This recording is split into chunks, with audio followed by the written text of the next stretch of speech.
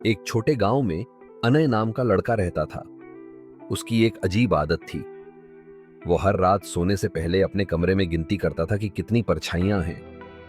एक रात उसने देखा, उसके कमरे में 4 परछाइयां थीं, लेकिन कमरे में वो अकेला था। उसने सोचा शायद खिड़की से बाहर से आ रही होंगी। खिड़की बंद की, फिर गिनती की, 1, 2, 3, 4। परछाइयां अभी भी 4 थीं। अगले दिन उसने अपने दादा से पूछा, हमारी परछाई कितनी होनी चाहिए? दादा ने हंसकर कहा, बस 1। उस रात अनय डरते हुए भी गिनती करने लगा।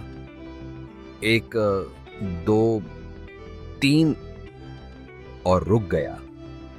इस बार सिर्फ 3 परछाइयां थीं।